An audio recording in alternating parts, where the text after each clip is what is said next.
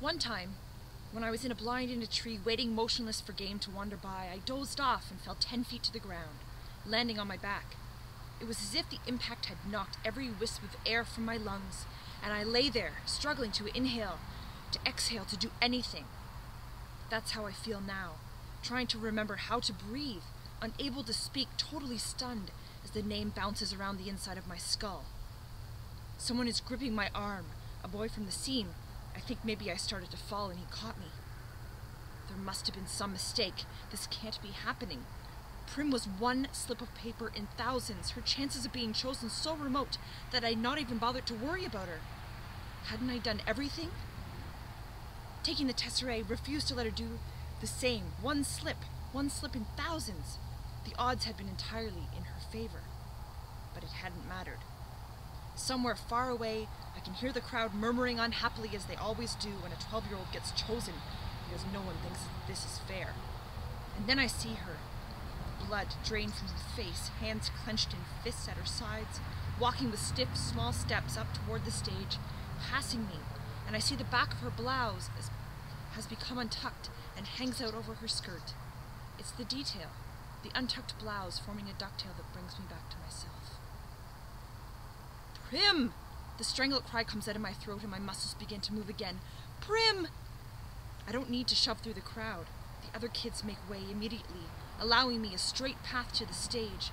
I reach her just as she is about to mount the steps. With one sweep of my arm, I push her behind me. I volunteer, I gasp.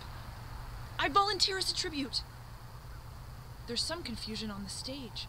District 12 hasn't had a volunteer in decades, and the protocol has become rusty.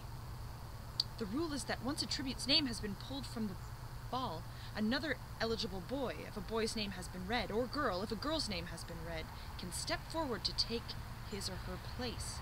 In some districts, in which winning the reaping is such a great honor, people are eager to risk their lives.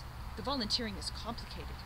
But in District 12, where the word tribute is pretty much synonymous with the word corpse, volunteers are all but extinct.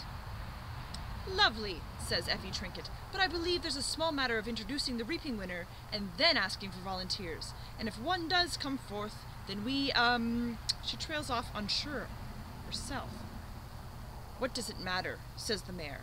He's looking at me with a pained expression on his face. He doesn't know me really, but there's a faint recognition there.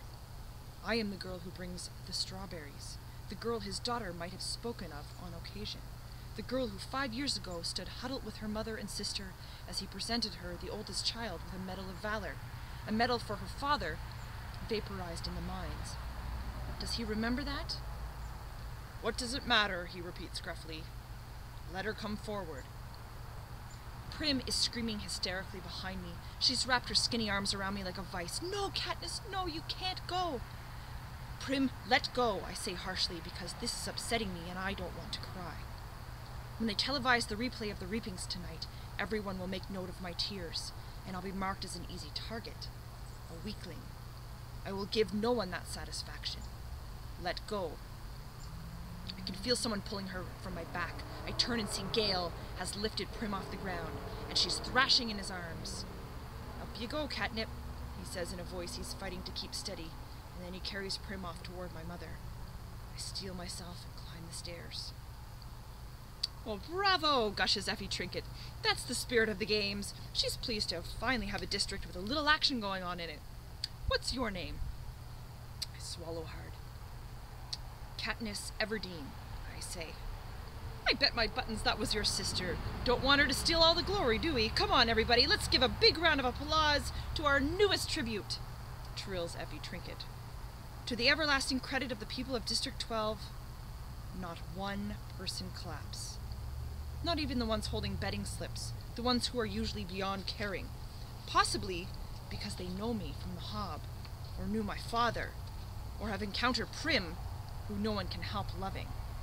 So instead of acknowledging applause, I stand there unmoving while they take part in the boldest form of dissent they can manage. Silence. Which says we do not agree. We do not condone. All of this is wrong.